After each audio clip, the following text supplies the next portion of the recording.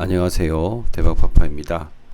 오늘은 뮤직하우에 대해서 4년차 투자자로서 한 말씀 드리도록 하겠습니다. 저는 4년 동안 투자하면서 약 한 4,700만원 정도의 금액을 움직였는데요. 현재 원금 회수까지 얼마 남지 않았습니다. 뮤직하우가 이때까지 해왔던 역사와 저희 투자 기록을 말씀드리도록 하겠습니다. 뮤직하우를 처음 들어보시는 분들도 많으실 거예요. 뮤직하우는 한때 나름 유행했던 조각 투자의 하나의 일종이라고 보시면 되겠습니다. 저작권 투자 플랫폼이라고 되어 있는데요. 저작권 조각 투자라고 보시면 되고, 매달 저작권료가 들어오는 어떻게 보면 그 당시에는 획기적인 매력적인 상품이었습니다. 하지만 그 이후에 금융위에서 해당 상품들을 증권으로 해석하고, 그리고 저작권이 아니라 저작권료 참여 청구권이라는 어떻게 보면 말장난인 저작권료가 들어오는 그 사업 구조가 위험성이 있다라는 우려가 제기되면서 현재는 많이 인기가 시들해진 상황입니다. 저는 제일 처음에 시작할 때 뮤직코인이라고 되어 있었어요. 뮤직코인이라는 이름으로 있을 때부터 시작했는데 이게 2019년도였습니다. 이때 매달 저작권료가 들어온다는 말에 굉장히 마음이 좀 가더라고요. 그리고 지금은 엄청 대형 유튜버가 된 그 전인구의 그 재테크 강의를 제가 한번 들었습니다. 오프라인 강의를 들었는데 이 얘기를 살짝 소개를 해주더라고요. 그래서 그때 본인은 빌딩에서 나오는 정도의 저작권료를 받고 있다라고 설명을 해주셨어요. 아마 초창기이기 때문에 수익률도 괜찮았을 것이고, 아마 그분은 먼저 잘 빠졌을 거라고 생각을 합니다. 어쨌든 그때 오프라인 강의와 인터넷을 커칭을 하면서 시작을 했었습니다.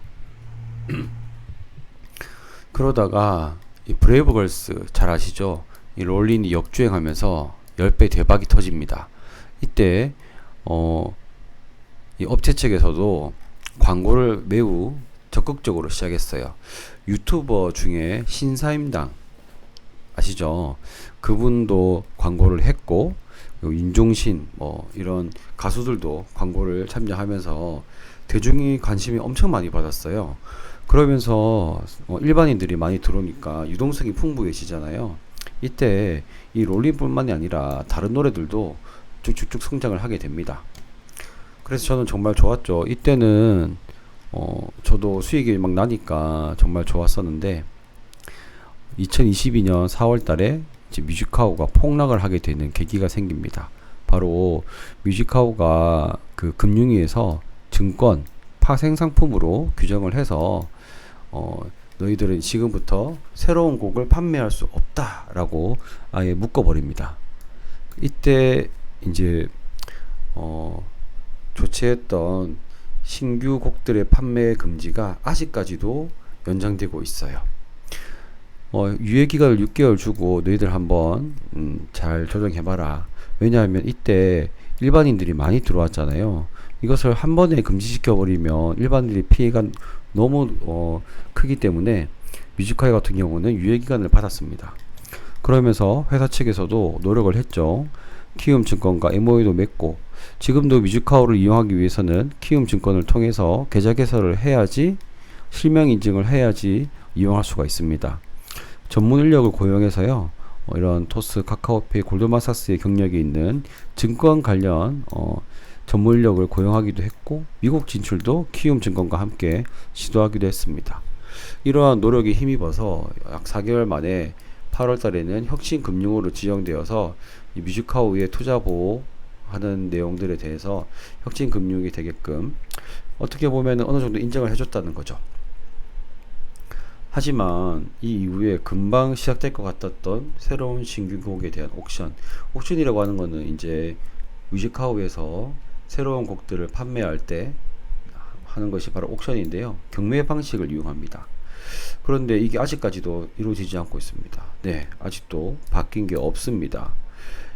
MCPI 지수는 이 뮤직하우에 등록되어 있는 노래들의 가격을 나타냈다고 보시면 편한데요. 여기서 보시면 제가 19년도 이때쯤에 했죠. 이때도 좀 많이 올랐어요.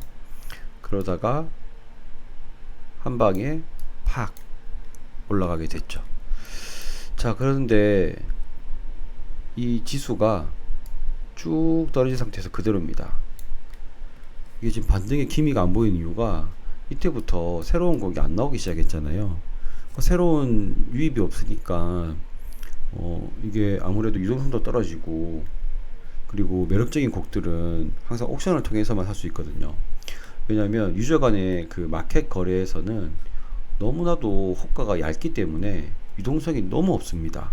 그래서 내가 100만원치만 사겠다 해도 내가 사면서 가격을 다 올려야 되는 구조인 거예요. 그런데 요 최근에 살짝 반등을 주고 있습니다. 그래서 저는 아유 잘됐다, 냉큼 팔아야겠다 해서 조금씩 원금을 회수하고 있는 상황입니다. 자, 2019년부터 시작해서 쭉 상승 후에 혁신금융 지정 전까지 이제 증권으로 금융위 철퇴를 맞고 쭉 떨어진 상황, 현재 마지막에 조금 반등하 있는 이런 상황입니다. 저는 약 4,700만원에 입금해서 현재 뺀 것은 4,500만원 정도를 뺐습니다. 그러면 약 한 200만원 정도만 남아있죠. 하지만 제가 갖고 있는 저작권들의 평가액은 약 800만원이기 때문에 그래도 수백만원의 수익이라고도 할 수 있겠습니다. 또한 제가 4,700만원을 전체 한 번에 넣은 게 아니라 4년 동안 넣은 게 아니라 조금씩 넣기도 했고, 그리고 여기 이 입금액 중에서는 돈을 입금했다가 살려고 투자하려고 입금했다가 다시 뺀 금액도 있기 때문에 이게 전체 다 투자에 들어갔다고는 볼 수가 없겠죠. 어찌됐든 아직 200 정도 남았다. 이제 얼마 안 남았습니다. 네.